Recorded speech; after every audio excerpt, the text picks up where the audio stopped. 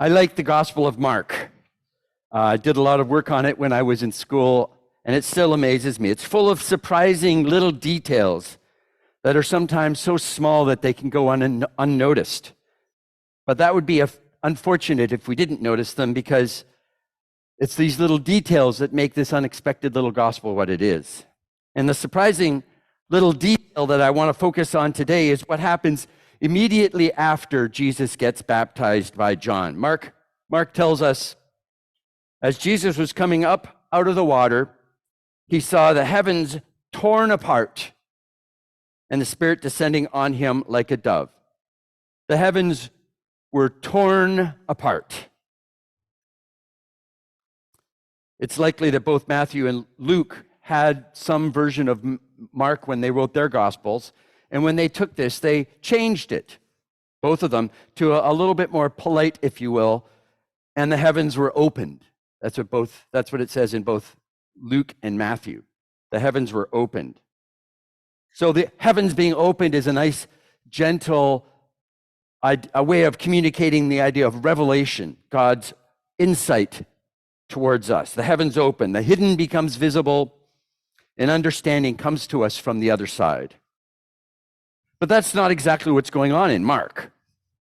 What is a gentle expression of divine revelation in the other two Gospels is in Mark almost a form of violence. Opening is something as an action, as a verb, is very different than tearing.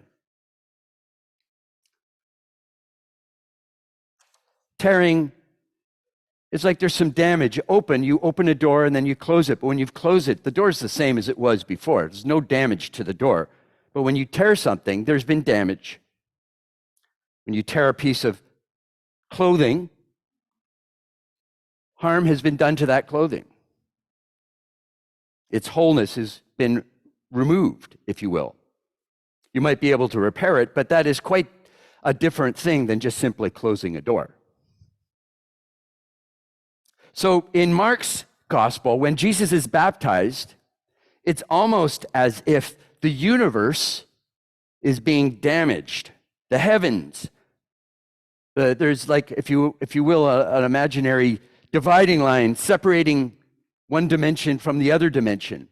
The heavens from earth, where we live, where God dwells, where we live. And when Jesus was baptized, this barrier is ruptured, it's broken, it's torn, it's damaged. Now things are different in the universe. The universe has been damaged, in a sense. There's a tear in the fabric of reality that formerly did not exist.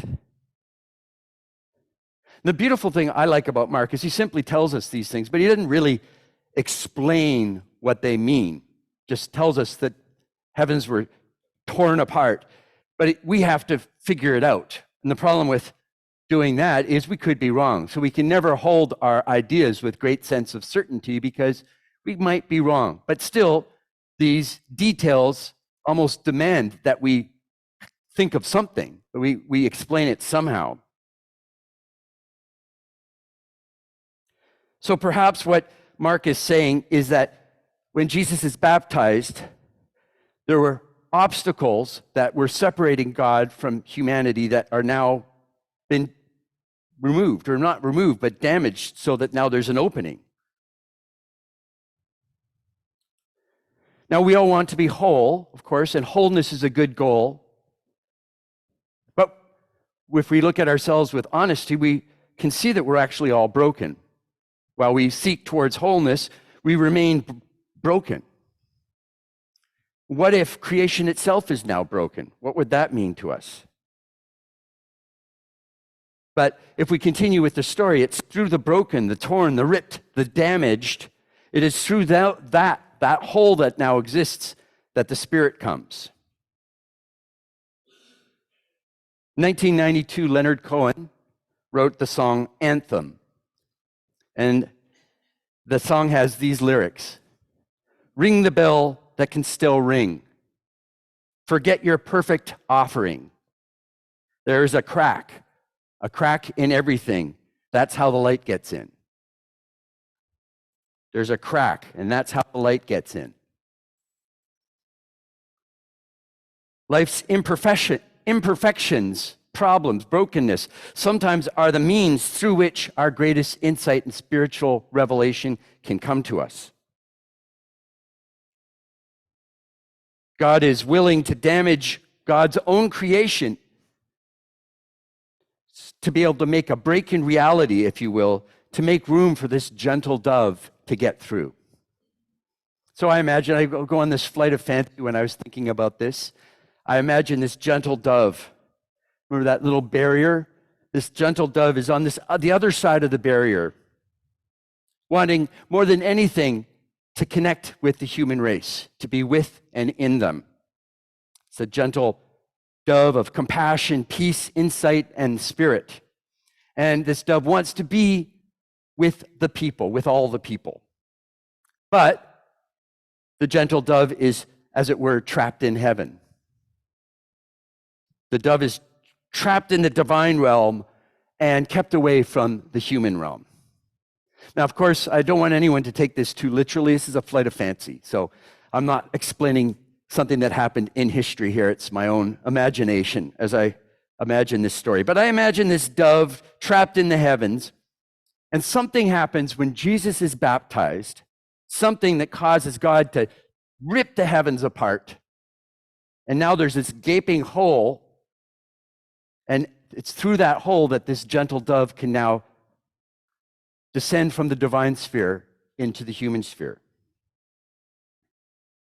The dove is now free, and she comes through this place of damage, the crack in reality, if you will, that God makes, and comes down upon Jesus. And of course, this dove, Mark tells us, is the Spirit of God. It is God in God's self. I can't explain how or why God, the Spirit, was trapped in the heavens, but I don't really need to, because again, it was just a flight of fancy to start off with. So we're not taking it that seriously, but there's something there. Third Isaiah, the last bit of the book of Isaiah, the author there looks out at the people who had been colonized by many forces, by the Persians, the Babylonians, the Syrians, and their lack of political autonomy broke the prophet's heart. So he wrote this: "Oh, that you, God, would tear the heavens and come down, so that the mountains would quake at your presence, as when fire kindles brushwood. Fire causes water to boil, to make your name known to your adversaries, so that the nations might tremble at your presence." Isaiah wanted God to tear open the fabric of reality that separated the divine realm from the human realm, so that God could burst in on the human realm and establish freedom and justice. Mark probably had this in mind, probably. The Spirit came down through the crack that had just been created, just as the prophet of old had spoken or has prayed. But instead of burning wood and boiling water and destroying adversaries, instead of that, this gentle dove enters into the human story through Jesus. And for us, as followers of the Galilean, the experience of God, like there's the knowledge of God, a lot of people have a knowledge of God, but the immediate experience of God and the experience of Jesus and the experience of the Spirit are all really wrapped together in one. That's really what the Trinity is all about. We can't really separate. I've been to churches where they talk about what is their favorite piece of the Trinity, which is just a ridiculous question. If you don't have one, you don't have any. If you have one, you have all of them. So there's no favorite person of the Trinity. But as we follow this man from Galilee, his life becomes a template for our life. We pattern our lives after his life. Later, we will be told in Mark that we have to take up our crosses. But for now, we all have to go to the river's edge and in baptism be united with God through Jesus in the Spirit. We might want to achieve perfection in ourselves and in each other, but like Cohen's song tells us, we should forget our perfect offering, because the only offering that will ever suffice is to come to the river shore exactly as you are. God wants to embrace that which is broken and torn and wounded within us. And so we also must learn to embrace those things. We embrace them because God embraces them, but we also embrace them because that's where the light gets in. Thanks be to God for the grace that holds us all in love. And thanks be to God for that which is torn in our world through which God speaks to us.